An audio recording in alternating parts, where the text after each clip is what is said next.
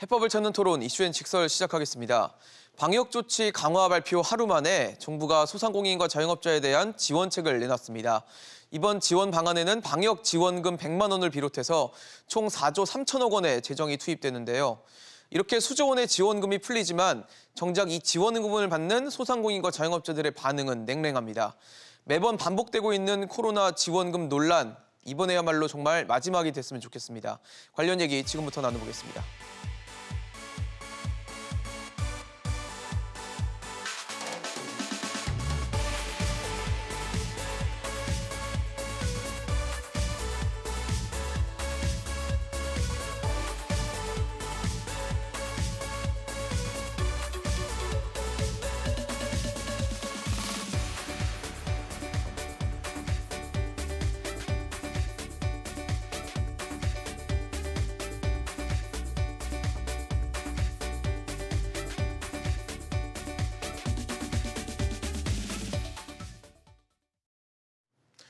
네, 오늘 함께해 주실 세 분 소개하겠습니다. 현대경제연구원 최양호 고문, 성균관대 글로벌 창업대학원 김경환 원장, 사회연대포럼 정영곤 대표 나오셨습니다. 어서 오십시오. 반갑습니다. 네. 네, 이번에 소상공인 자영업자들에 대한 지원책이 발표됐죠. 사회적 거리두기가 강화됨에 따라 이에 대한 피해를 좀 지원하겠다라고 해서 정부에서 내놓은 대책인데 눈길을 끄는 건 방역 지원금이었던 것 같습니다. 100만 원의 방역 지원금을 매출이 감소한 소상공인과 자영업자들에게 지원하겠다, 지급하겠다라는 얘기인데 이 부분에 대해서 홍남기 경제부총리는 그렇게 얘기했습니다. 매출 감소만 확인이 되면 매출 규모 또 방역 조치의 수준과 무관하게 100만 원의 현금이 지급되는 것이다라고 표현을 했는데 다 100만 원치 준다는 얘기인데 반대로 생각하면은 매출 규모나 어떤 피해 정도에 따라서 좀 지원금도 달라져야 되는 게 아니냐는 목소리도 나올 수 있을 것 같거든요. 근데 언론이나 정부 발표에 한 줄도 안 나오는 게 있어요. 어떤 소상공인이 2019년도 20년에 피해액이 얼마냐가 누구도 얘기를 안 하고 있어요. 아니 피해액이 먼저 산정이 되면 그거에 따라서 재원들을 갖다가 지원 대상 범위를 정해갖고 그것을 어떤 재원을 갖고서 하느냐 이게 공식인데 얼마 지금 우리가 2019년대에는 얼마가 지금 소상공인이 피해를 받는지 이거 3분이면 계산 나오거든요. 그 말은 하나도 없이 지금 매출에 관계 없이 그러니까 매출 감소만 되면 모든 확인만 조건만 되면 주겠다. 그러면 10원 1,000원이라도 감소가 된 걸 표시하면은 이게 지원한다. 그렇죠. 이게 과연 맞는 얘기냐? 그리고 지금까지 4차례 했어요. 새해 희망 자금부터 버팀목 네. 플러스 그래요. 희망 회복 자금까지 했는데 줬습니다. 22조가 들어갔습니다. 22조 써서 낮은 게 뭐냐 이거예요.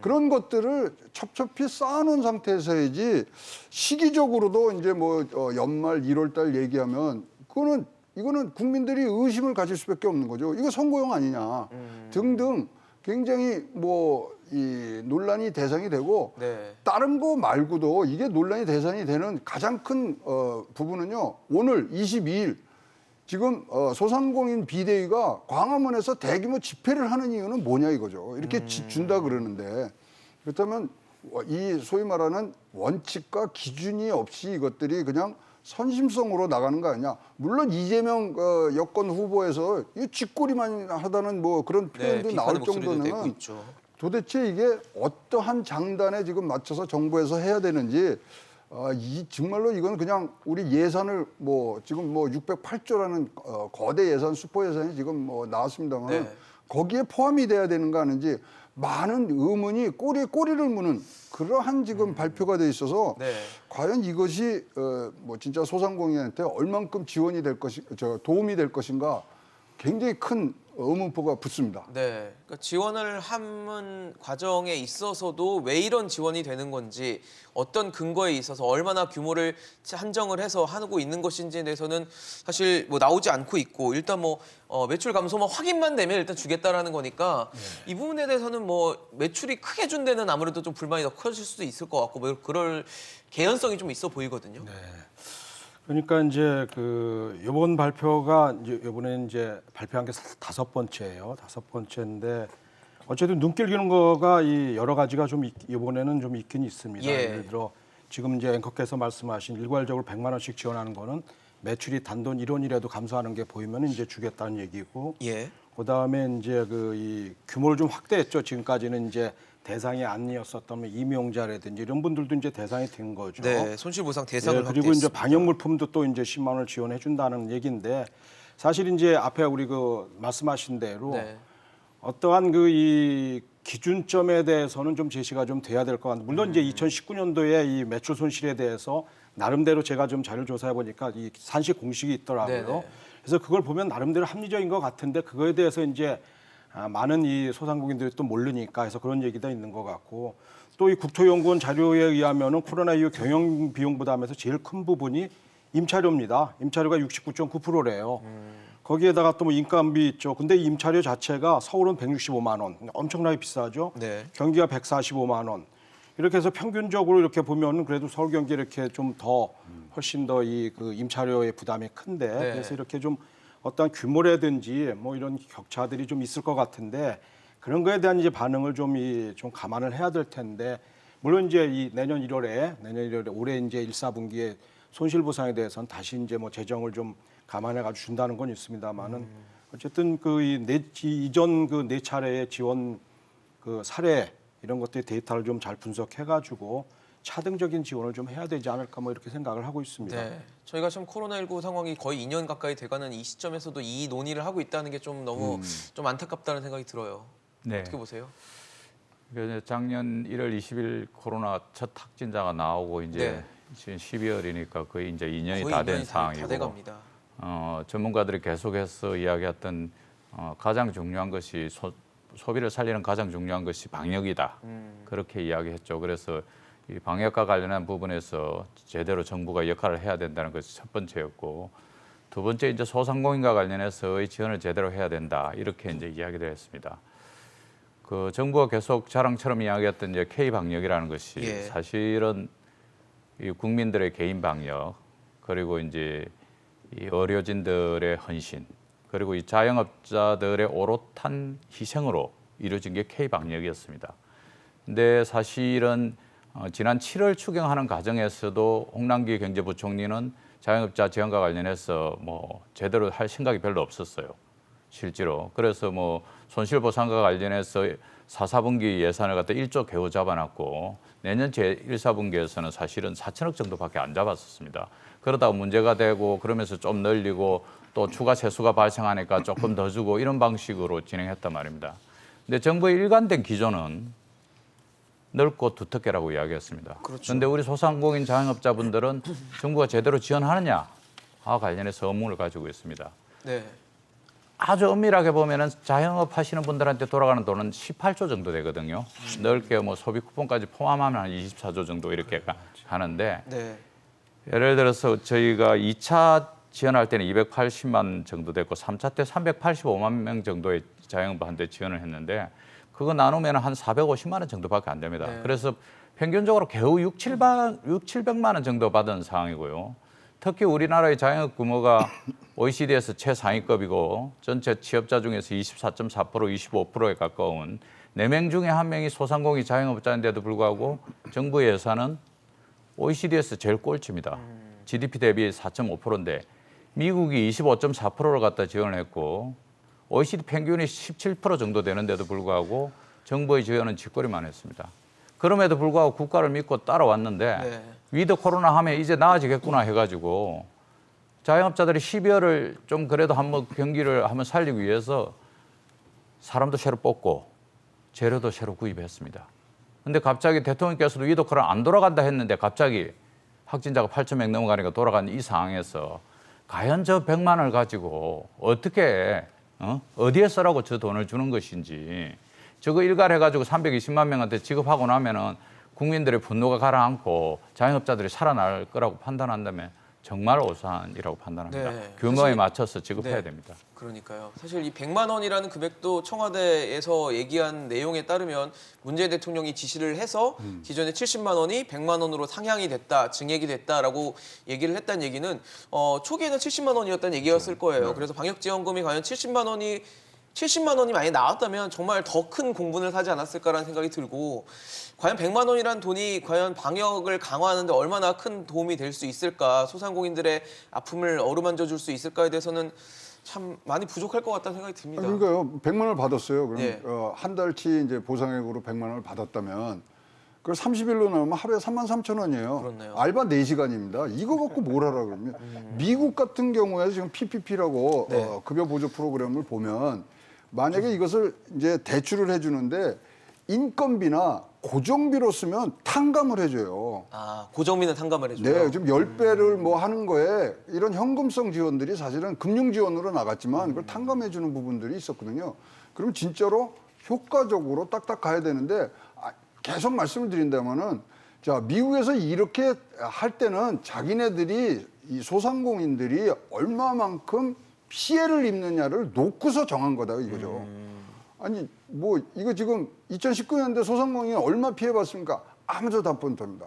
제가 개인적으로 계산한 거는 2019년도에 60조 정도 났고요. 2020년도에는 40조 정도 지금 난 거거든요. 100조 되네, 그럼 100조가 되면은 100조에 맞춰서 뭘 국채를 발행하든 뭘 하든 재원을 만들어서 가야지 그거 하나도 없이 지금 이거 뭐 뿌리면은 뭐 4조 뭐 남짓 지금 얘기하는데 작년도 우리 2020년도 손실보상법에서 1조 2천억 했잖아요. 네. 1조 6천억을 했죠. 네. 근데 내년도 예산 보면은 SOC 같은 데 보면은 사회간접자본 28조예요. 투자에. 그러면 진짜로 지금까지 이제 재난지원금이라 해서 55조를 줬는데 야, 과연 이게 효과가 있었는지 진짜 뭐 어떻게 설명을 할 수가 없는 부분들이 있어서 네. 이렇게 그냥 뭐 나눠주는 것 자체가 굉장히 파퓰리즘이 되는 그런 지금 전환점에 있는 거 아니냐 네. 이렇게 지금 볼 수밖에 없습니다.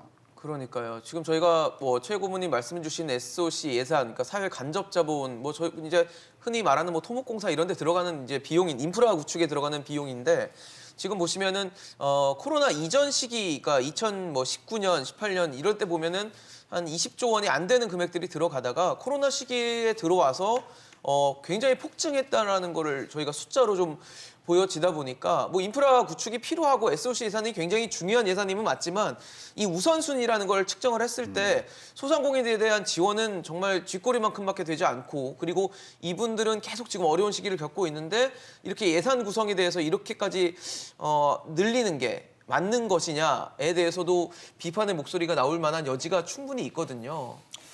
예, 그 사실은 그 SOC 예산이 이제 현 정부 출범 전에는 사실 계속 그 증액한다는 걸 비판적으로 얘기했던 분들이죠. 그러다 이제 출범하고 난 뒤에 SOC 예산을 늘리고 최근 들어서는 이제 지금 말씀하신 대로 거의 그 코로나 이런 것들을 좀 극복하기 위해서 네. 일자리가 거기서 좀 많이 창출이 되고 있으니까 그래서 이제 뭐 SOC 예산이 많이 늘어나는 거는 사실 좀 보여지고 있는데 예. 그다지 뭐 지적하신 대로 바람직하지는 않죠. 근데 꼭 SOC 예산뿐만 아니라 사실 불효불급한 예산들이 내년도 예산 600조가 넘는 것 중에서 꽤 많이 있습니다. 네. 그 중에서 뭐 한 5%만 이제 감액을 한다고 하더라도 지금 여기 지원해 줄 수 있는 충분한 예산이 나올 30조 텐데. 원 정도는 그래도 그게 대표적인 게 이런 거죠. 이제 사실 우리가 지금 학령 인구가 지금 감소되고 있잖아요. 예. SOC 예산도 SOC 예산이지만 학령 아동이 감소가 되고 있는데 그럼에도 불구하고 우리가 이제 그 지방세를 그러니까 이제 그 교육청에다 교부하는 비율이 20.97%인가 그래요.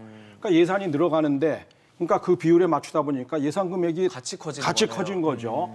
근데 아시다시피 그 현 정부에서는 내년도에 그 학령 인구 감소에 따라서 뭐 교수를 뭐 몇만 명 줄인다 이런 발표까지 했는데 시 교육청 예산 중에서 가장 많이 차지하는 비용이 인건비입니다. 근데 네. 사람은 주는데 교육 이 재정은 이렇게 교부금은 늘어나고 그래가지고 사실 물론 교육에 어떤 이거와 똑같은 거예요. SOC하고도 SOC도 사실 필요한 거죠. 그래서 필요하죠. 투자를 예. 하고 뭐 만들어야 되는 예. 거.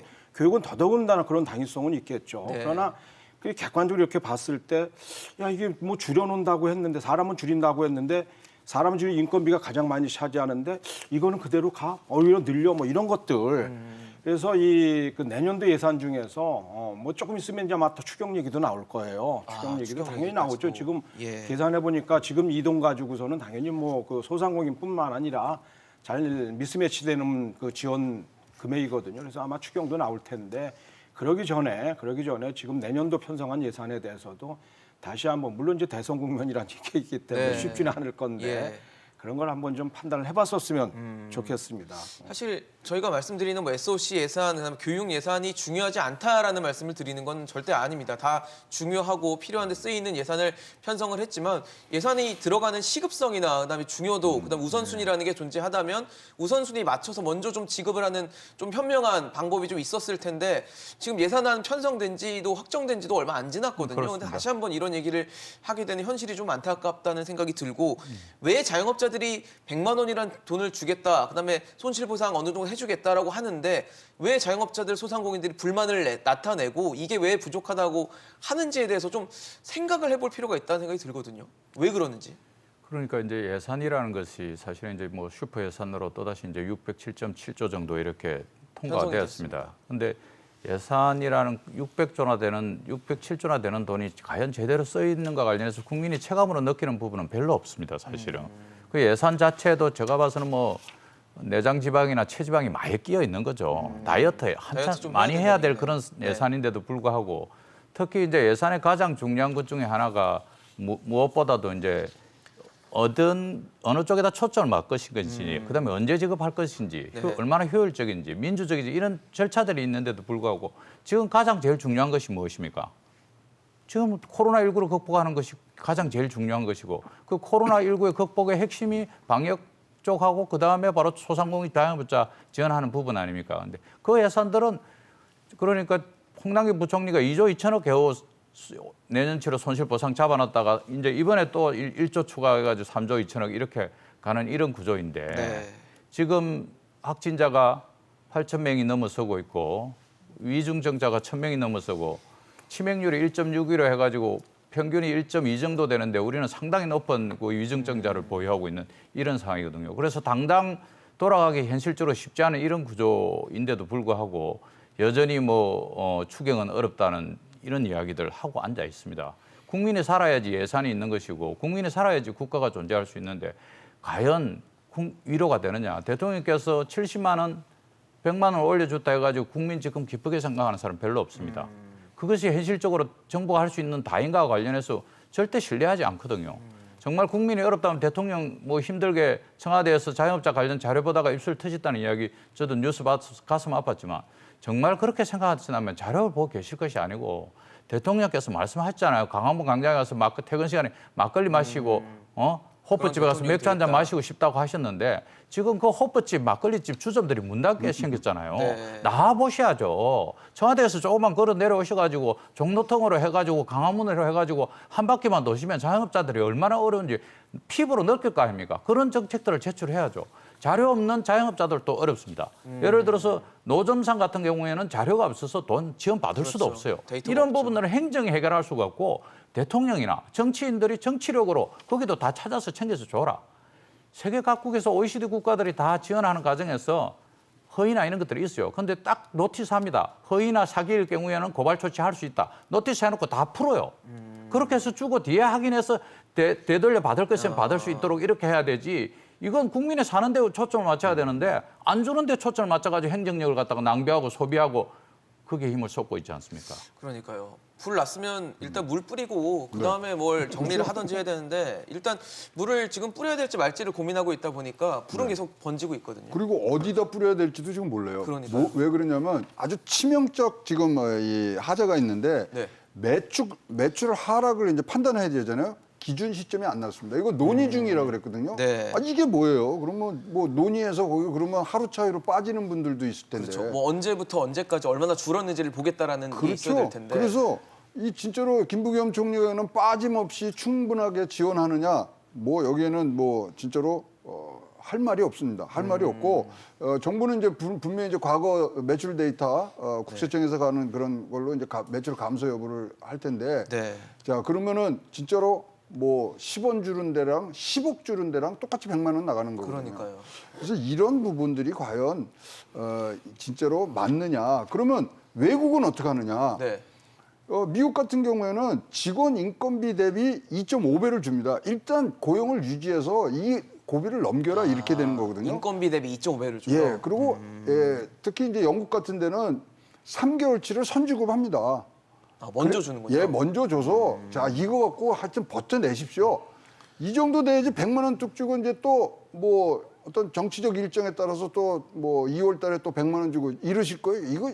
이게 효율적으로 쓰느냐 뭐 여러 가지가 있고 뭐 부채가 많이 늘어나느냐 이런 거에서 그거를 감당할 정도의 명분을 갖고 하셔야 되는데 이게 진짜로 이 부분 이렇게 찔끔찔끔 뭐 진짜 뭐 한 고비를 넘어가는 분도 아니고 아까 말씀드린 대로 알바 4시간도 안 되는 그런 비용으로 어떻게 지금 견뎌내라고 이 정부에서 말하는지 진짜로 이거는 오늘 뭐 대규모 시위가 있다는데 한번 가보고 싶습니다. 뭐라고 소상공인들이 얘기하는지. 그러니까요. 정말 지원을 받을 필요가 있는 대상들은 지금 이 100만 원이 필요 없다라고 얘기를 하고 있거든요. 100만 원 필요 없고 우리가 정상적으로 영업할 수 있는 환경을 만들어 달라.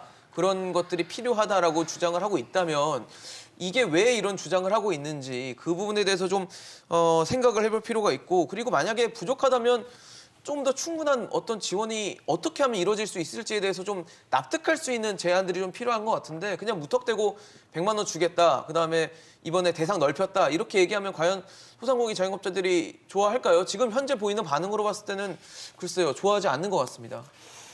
예, 사실 우리 오늘 많은 분들이 이제 그리고 제가 또 다녀보면서 들어보는 얘기는 또 마찬가지 얘기입니다. 특히 소상공인이라는 게 이제 법적 정의를 보면은 제조업이라든지 뭐 광산 이쪽은 이제 신명 종업원 그리고 이제 상공인이죠. 자영업자 이제 5인 이하의 이제 종업원을 두는 걸 포괄적으로 소상공인이 나오는데 그러니까 우리 사회에 있어가지고 가장 기저에 깔리는 집단들인 거죠. 특히 소상공인 같은 경우는 지금 우리나라 이 전체 고용 중에서 과거보다는 물론 그 비중이 좀 감소해졌지만 여전히 640만 명 정도의 고용 창출을 담당을 하고 있단 말이죠. 상당히 큰 부분인데 그러다 보니까 이제 사실은 이 코로나19 경제 아래에서 제일 이제 사실은 손해를 많이 본 분들이 사실 자영업자인데 이분들에 의해서 이제 K방역도 많이 효과가 났었던 거였는데 이 매출 정도의 감소 정도를 자꾸 얘기를 하는데 사실 그거보다는 지금 제가 들어보면은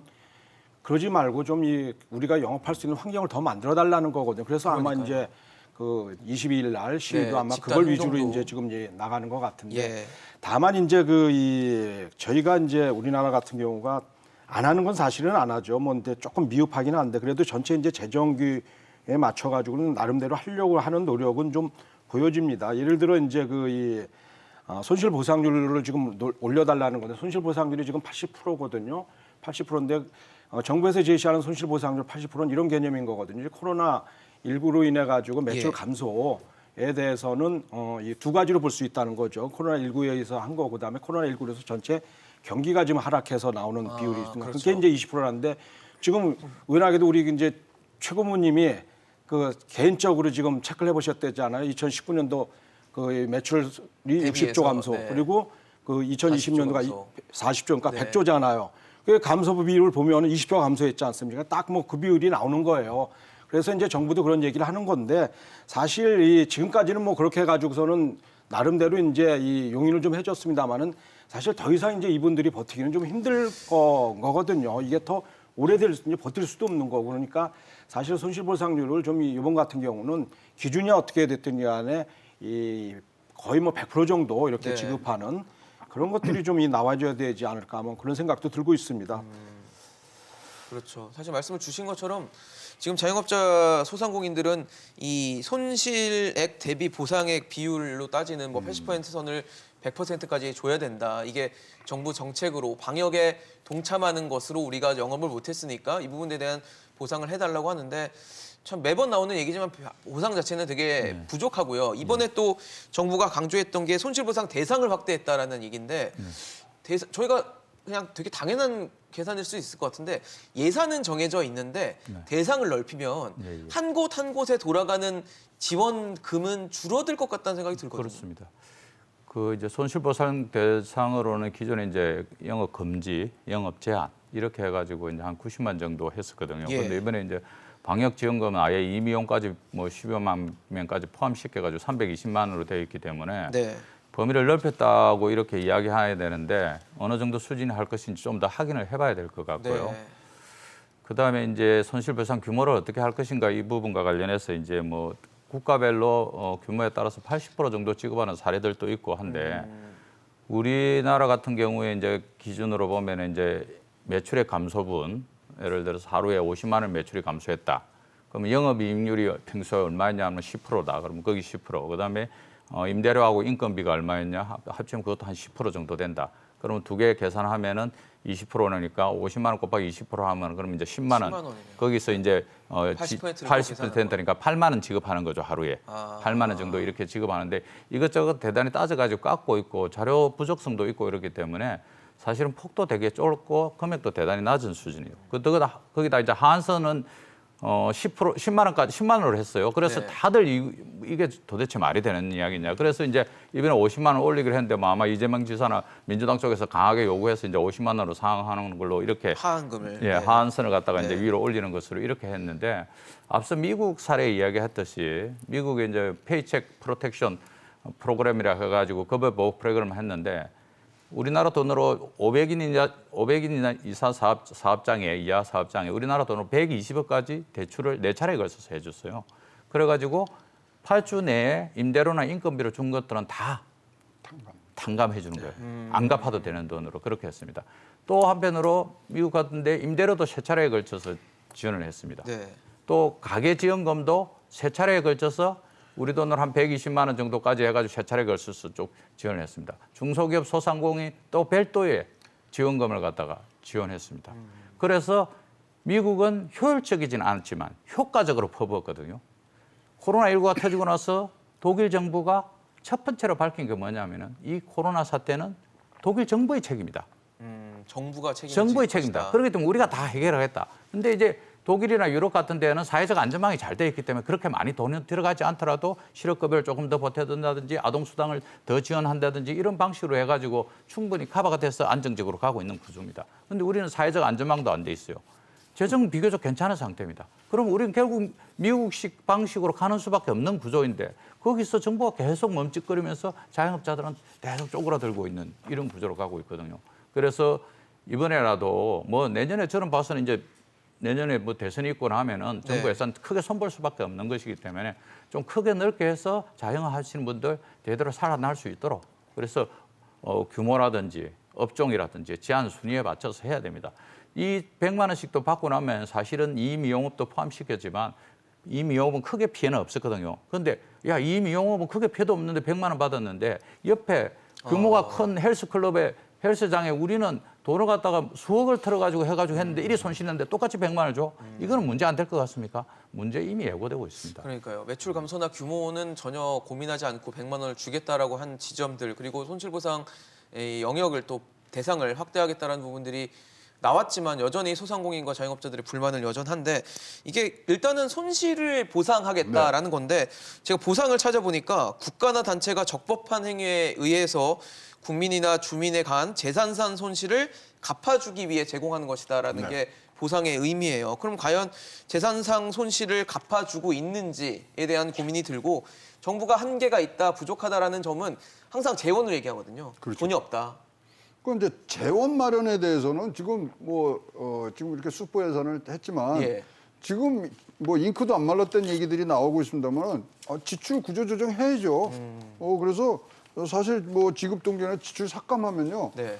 5%만 해도 30조예요. 그러니까요. 예. 그럼 5% 30조 넘으니까요. 나오고. 예. 그다음에 지금 뭐 불효불급한 것들 이제 중지해야죠.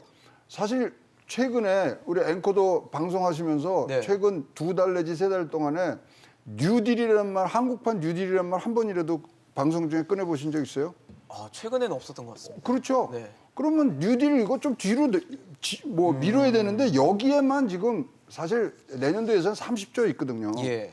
그러면 양쪽에서 지금 60조 정도 나오면 진짜로 우리가 미국이나 일본, 영국 같이 매출 손실액이 아니라 매출액에 대해서 우리가 손실 보상을 해줄 수 있는 거예요. 매출액 자체에 대해서. 네. 큰 데는 많이 지금 저거 됐지 않습니까? 피해를 받지 않습니까? 그래서 이 부분은 진짜 재원을 다시 하려고 그러면 정부도 수포 예산 지금 608조 지금 해놓고서 야 이걸 여기 안에 뭐 3조 있고 4조 있고 이런 게 아니라 진짜로 계산해 보면 100조 정도의 지금 소상공인 이제 피해를 입었으면 요번에 지출들 동결하고 지출 삭감하고 불효불급한 거 지금 뒤로 미루고 해서 아니 지금 빨리 회생하는 게 중요하지. 그 다음 일은 살아난 사람들의 이 몫으로 지금 남겨야지. 이건 조금 뭐 우리가 효과적인 면에서는 굉장히 지금 뭐 점수를 많이 줄 수가 없는 그런 지금 뭐 재정 정책이라고 보여집니다. 네, 늘 뭐 재원 얘기를 안 할 수 없는 거는 뭐 분명한 사실이지만 앞서 원장님도 말씀을 주셨어요. 추경 얘기가 나올 수밖에 없을 것이다. 네. 저희가 지금 뭐 지난 2년간 추경이 뭐 무려 6번이 됐기 때문에 올해도 지금 뭐 예산안의 잉크가 마르기 전에 지금 벌써 추경 얘기가 나오고 있는 상황인데 어쩔 수 없이 결과적으로는 추경으로 갈 거라는 게 예측이신 거죠? 예, 저는 그렇게 생각합니다. 지금 이제 그 이번에 예산 증액 때는 이번 예산 편성하고 이 심사하고 네. 그다음에 이 결정하고 하는 과정을 보면은 너무 정치적인 행위들이 많았었거든요. 그래서 SOC라든지 뭐 이쪽에 그래서 네. 예산이 늘어나고 그다음에 소위 말해서 쪽지로 이렇게 끼워넣기 예산 늘어나고 해가지고 오히려 이제 정부에서 제출했던 원안보다도 늘어나는 네. 그런 현상이 발생된 게 이번 예산이거든요. 그래서 아마 이쪽에서 뭐 저희가 아무리 구조조정을 좀 해가지고 예산을 좀 절감을 해서 이번 이 자영업자 손실이라든지 이런 걸 좀 보상해줘라 이렇게 얘기를 한다고 하더라도 네. 아마 신용은 좀 보일 수는 있어도 아마 어려울 겁니다. 추경 그래서 이제 저는 이 추경으로 간다고 보는데 문제는 이제 과거에 이제 이 코로나 때문에 이제 지난번에 발생됐던 이 추경 이 사례를 보면은 네. 결국 추경을 하더라도 이 전체적인 이 추경 목에서 소상공인 쪽에 돌아가는 목은 그다지 많지가 않더라는 거죠.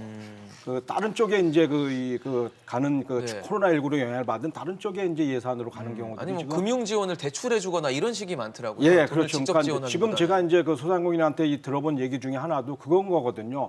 지난번에 이제 소상공인 버팀목 자금인가 그게 이제 시작이 됐어요. 예. 근데 이게 빌려주는 거잖아요, 이자율이 이것도. 지금 1%밖에 안 예. 돼요. 요즘 같으면 이제 아주 초저금리인데 맞죠. 이 초저금리의 이 예산으로 대출해 주는 것도 사실은 소상공인들은 버겁다는 거죠. 1% 지금 영업이익이 안 나오는데 그러니까요. 그걸 자꾸 네. 대출을 이렇게 갚을 건데 그래도 아까 이 최근 갚아야 될 돈이니까요. 그렇죠. 갚아야 될 돈이니까. 네. 그래서 그것도 일정 부분 하지만도 어쨌든 뭐 서브사이드 이런 어떤 보조금 형식의 나중에 진짜 뭐 살아나야 되지 않겠습니까? 더더군다나 아까도 그러니까요. 말씀드렸지만 우리나라 같은 경우는 소상공인의 비중이 다른 이 미국이라든지 이런 유럽의 선진국에 비해서 훨씬 더 물론 과거보다는 30한 5% 7% 되던 것보다는 좀 줄어들긴 했지만 여전히 많은 비율을 차지하고 있기 때문에 네. 그렇게 해야 되고 그다음에 다시 한번 얘기를 하기는 이제 코로나로 인해서 추경이 간다면은 소상공인의 이 요번에 피해 내용들을 정확하게 좀 파악을 해가지고 네. 이분들의 의견을 반영한 추경이 돼야 된다. 그러니까요. 과거의 추경처럼 이분들에게 돌아가는 목이 적은 그런 류의 추경은 바람직하지 않다. 네. 뭐 이렇게 말씀을 드릴 수가 있겠습니다. 네. 추경의 내용이 그만큼 또 중요하다는 얘기고 사실 금융 지원이라는 건 필요하지만 어쨌든 갚으라는 건데 지금 갚을 여력도 없거든요 소상공인들. 네. 즉 갚을 여력도 없고 크레딧도 많이 떨어져가지고 대출도 쉽지 않은 이런 그러니까요. 구조이기 때문에 지금 현재로서는 현금성 지원이 불가피한 것이고요. 네. 아까 이제 앵커께서 보상 이야기 하셨잖아요. 저는 이제 보상을 좀 뛰어넘어서 배상의 배상의 개념도 영역으로. 들어와야 된다. 왜냐하면은 코로나가 처음 되고 나서 우리 소상공인 자영업자들이 작년 1, 2월, 3월 기준으로 한번 보십시오. 앞으로 2주가 고비입니다 했습니다. 정부 말을 듣고 계속 참아왔어요. 그러니까요. 그러다가 일정 부분 거리두기가 강화되니까 조금만 더 참아달라. 굵고 짧게 하자고 해가지고 네. 또 그거 믿고 기다렸어요. 그리고 지원은 넓고 두텁게 한다고 기다렸습니다. 그래서 위드 코로나 갔는데 지금 다시 엄청나게 강화된 방역 조치로 이렇게 들어갔거든요. 작년에 그냥 폐업할 걸 왜 우리를 갖다가 희망해 고문했냐 이렇게 이야기 나오고 예. 있는 거 아닙니까? 그래서 과감하게 세출 구조 조정하고 과감하게 추경도 편성해서 지금 여야 대선 후보들이 과감하게 지원 안 하면 어렵다는 거 민생 현장을 다 돌아보고 계시잖아요. 그 의견을 정부가 좀 받아들여서 이걸 좀 문호를 열어가지고 뭘 해야 되는데 네. 전혀 지금 움직이지 않는데 과감한 세출 구조 조정과 과감한 추경이 필요합니다. 네.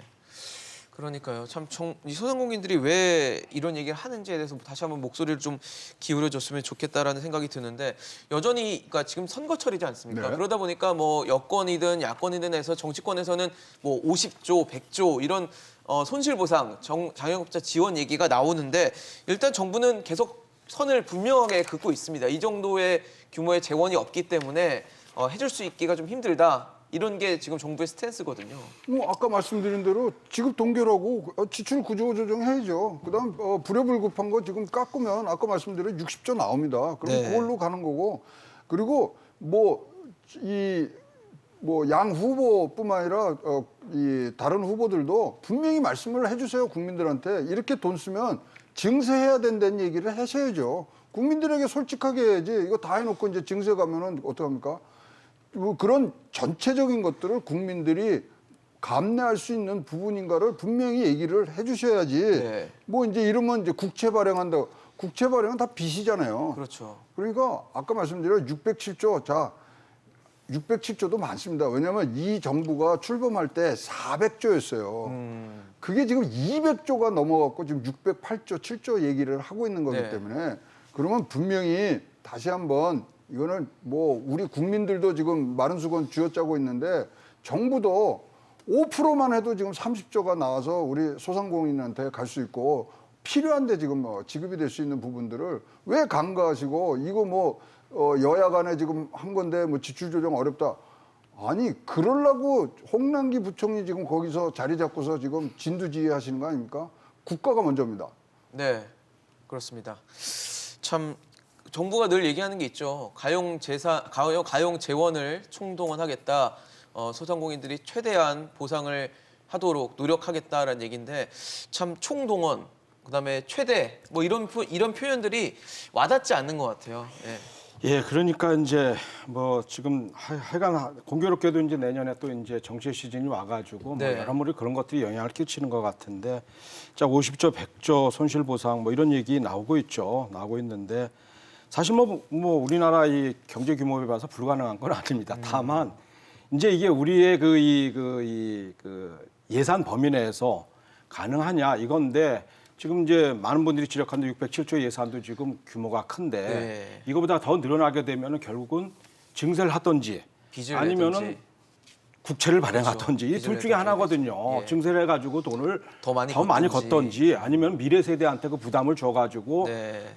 이 국채를 발행해서 돈을 끌어들이는지 두 가지 방법인데 사실 좀 난감한 면은 있을 겁니다만은 사실은 그럼에도 불구하고 지금 현재 세대가 이 책임을 지는 게 맞다면은 증세를 하는 게 맞을 거예요. 그래서 지금 현재의 고통을 감내를 해야죠. 어느 한쪽에만 또 이 고통을 주는 게 아니라 또 미래 세대한테 떠밀 수 지금 이 MZ 세대라든지 가장 이 불만스러워하는 게 그거거든요.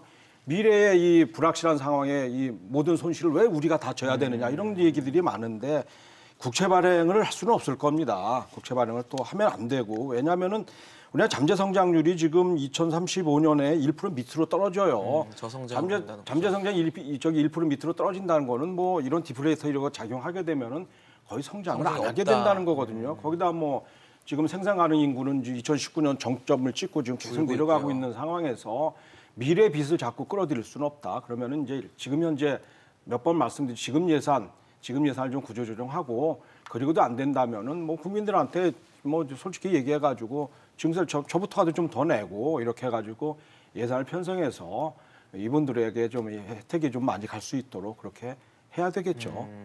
사실 정부에서 이렇게 지원책이 나오고 나서 이재명 후보죠. 대선 후보도 이 부분에 대해서 턱없이 부족하다라고 지적을 하고 하는데 소상공인 자영업자들이 그런 걱정을 하더라고요. 지금 선거철이어서 그래도 소상공인 자영업자들의 목소리를 좀 정치권에서 들어주는 이 시기에도 이 정도밖에 지원이 되지 않는다면 과연 선거 시즌이 지나서는 과연 우리 목소리를 들어주겠냐라는 얘기를 많이 합니다. 그렇습니다. 지금 이제 불가능하다 정부는 딱 선을 긋고 있는데요. 사실은 이게 그렇게 불가능한가? 우리가 IMF 생각해 보십시오. 1997년, 네, 98년 IMF 때 그때 GDP가 537조였습니다. 지금 1900조 이제 2000조 정도 되니까 GDP 4배 정도 되고요. 그때 예산이 70조였습니다.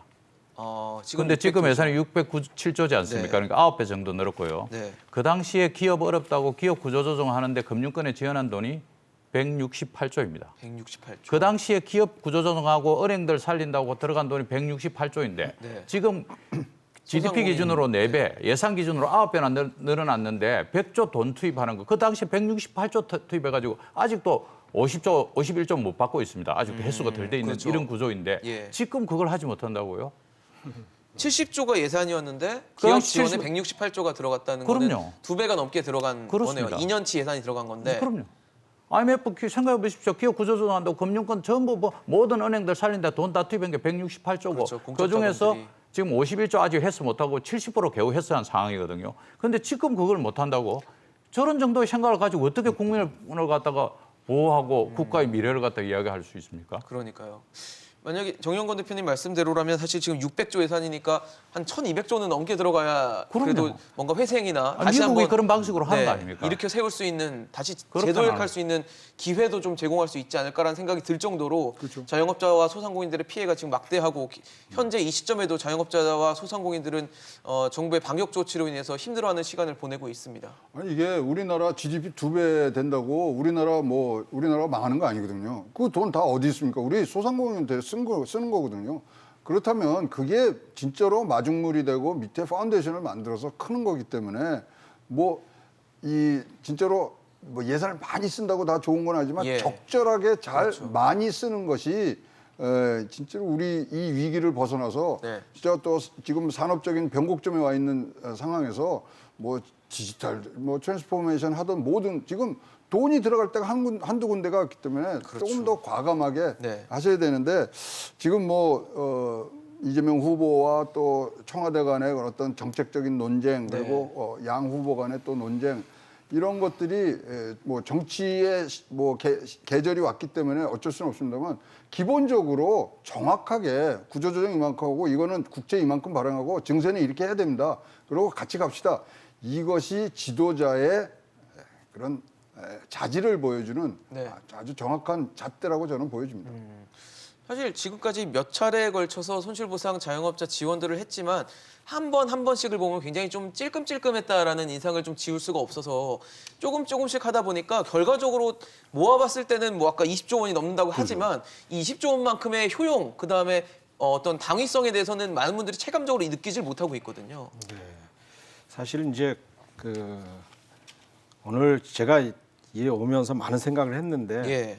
받는 사람의 입장은 사실 우리 예전에도 그랬지만도 항상 좀 부족하다고 생각을 느끼고 있는 많이 거죠. 받고 싶은 거는 인지상정이겠죠. 더더군다나 이런 이 코로나19 발생되고 난데 매출의 감소에 대해서 보상을 제대로 못 받았다는 네. 그런 생각이 드니 얼마나 증폭되겠습니까? 그래서 어쨌든 이번만큼은 이제 사실 이게 지금 방역 지원금이고 100만 원이 이게 끝인 게 아니거든요. 이번에 사실 이제 손실보상에 대한 발표를 하면서 일단 100만 원 위로금으로 준다고 하는 거고 이제 내년서부터 이제 손실보상에 대해서는 별도로 또 이제 이 예산이라든지 감안을 추경에서도 2조 지금 3천억인가 좀 배정이 돼 있으니까 그래서 이런 거 등등을 좀 활용하고 또 구조조정 좀 활용하고 해가지고 네. 예산을 좀 더 확보를 해가지고 그렇게 해서 좀 이분들이 원하는 100% 지원이 될 수 있도록 그렇게 좀 했으면 이번만큼은 그렇습니다. 네. 소상공인들이 하나하나 다 쓰러져 나간 후에 경제가 회복되고 나서는 이분들이 다시 재시작하기 위해서는 또 그만큼의 지원과 그다음에 공력들이 들어갈 겁니다. 그렇게 해서 가능할까요? 한 번 더 생각해 보시면 어떨까라는 생각이 들었습니다. 현재가 없으면 미래도 없습니다. 지금 현재 상황 그리고 현재의 목소리를 좀 들어주시기를 기원하겠습니다. 오늘 최영호 고문, 김경한 원장, 정영건 대표와 함께했습니다. 이슈앤직선 오늘 준비한 소식은 여기까지입니다. 지금까지 시청해 주신 여러분 고맙습니다.